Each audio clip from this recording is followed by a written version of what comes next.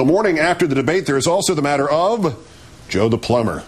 Joe the unlicensed plumber, the tale of whose tax bracket revealing itself today to be utter fiction. Outside Toledo, Ohio on Sunday, Joe Wurzelbacher approaching Senator Obama to question him about his tax plan, telling him that he was a plumber, quote, getting ready to buy a company that makes $250,000 to $280,000 a year. Your new tax plan is going to tax me more, isn't it? Last night, Senator McCain pouncing on that exchange as a cautionary tale for the common American, citing Joe the plumber 21 times and using him as his object lesson of the evils of the Obama tax plan. Except none of it adds up. Joe the plumber is not licensed as a plumber. Joe the plumber has no specific plans for buying his boss's business. Joe the plumber's boss's business is not making $250,000 a year, but closer to $100,000. And buying it might be difficult because in 2006, Joe the plumber only made $40,000, a figure that would save him at least $500 a year under Obama's tax plan. Despite all that, in Pennsylvania this morning, Senator McCain still plumbing the depths with good old Joe. The real winner last night was Joe the plumber.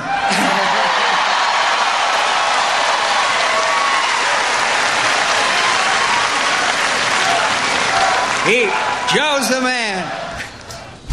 That means you finished second or third. Senator McCain adding that Senator Obama will, quote, take Joe's money and give it to someone else. We're not going to stand for that. Well, good luck doing that anyway. Mr. Wurzelbacher's opposition to taxes apparently extends to not paying them at all. Period. Politico reporting that according to records from Lucas County, Ohio, and the Court of Common Pleas there, Samuel J., the J is for Joe Wurzelbacher, has a lien placed against him for more than $1,100 dating from January of 2007. Finally, Senator McCain's entire premise in raising Joe the plumber was based on the idea that an average Joe could be earning $250,000, and that would qualify as struggling and in dire need of tax relief. Cue Senator Obama's response. Same argument, same philosophy, that if we give more and more to millionaires and billionaires, that they're all going to that prosperity will trickle down on all of us somehow. And then he's trying to suggest that a plumber is the guy he's fighting for.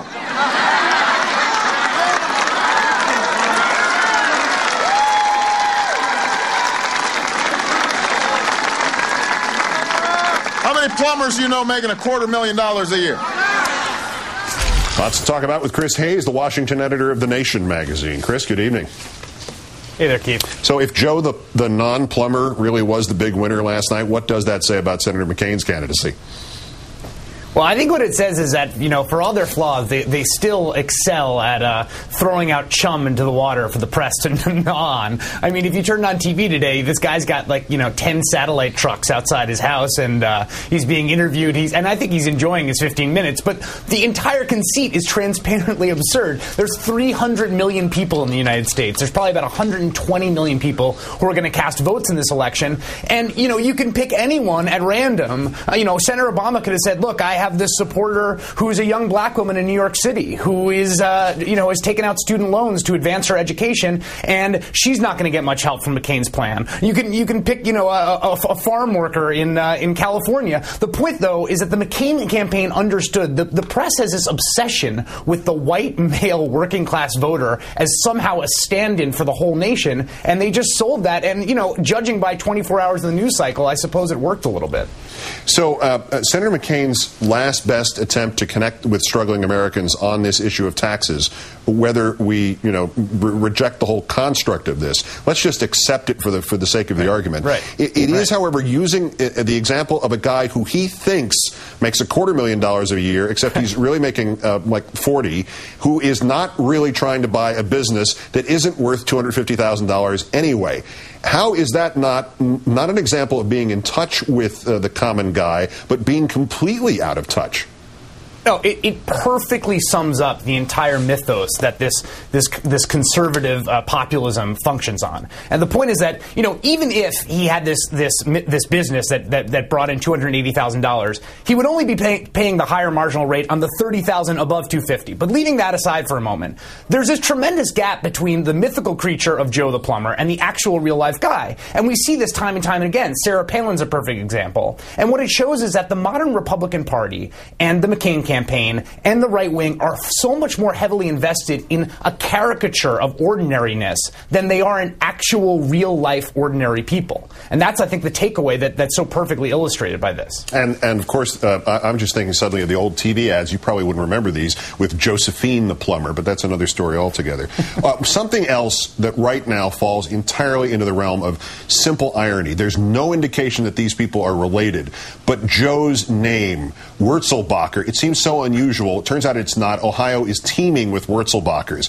But if you Google that name and up pops a Robert Wurzelbacher, again, who's evidently no relation to Joe, but that Wurzelbacher was the son-in-law of Charles Keating of the Keating Five.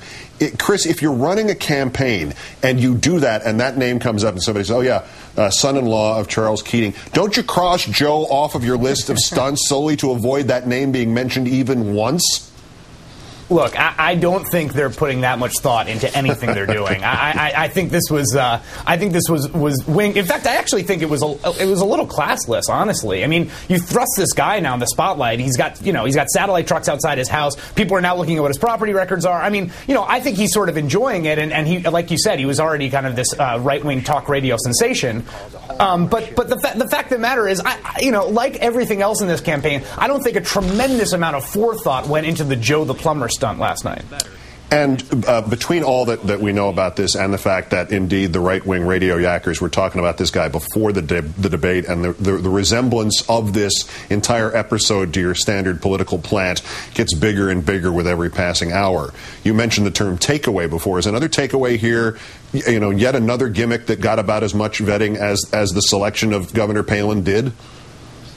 Yeah, it was another gimmick, and again, they're all tactics and no strategy in the McCain campaign. So what do they do today? I mean, I suppose they won some kind of marginal short-term victory by eating up an entire day of the news cycle with people talking to this guy and looking at what his property tax records are. But I don't think it advanced the ball on a broader economic argument. Particularly, the delicious irony at the core of all this is that the guy is making $40,000 a year and would benefit more from Senator Obama's tax plan.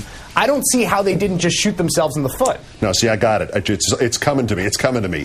For the next 19 days, voter of the day. Each day, John McCain announces some lucky voter who is really representative of why you should vote for him and not vote for Obama, and all the camera crews rush to that guy's house. It's like a and he cancels his campaign to go help them out. That's right. So you don't have to pay attention to McCain or Palin. You can just go visit Joe the Plumber, or Jane Withers as Josephine the Plumber. Chris Hayes of The Nation magazine. As always, Chris, great thanks.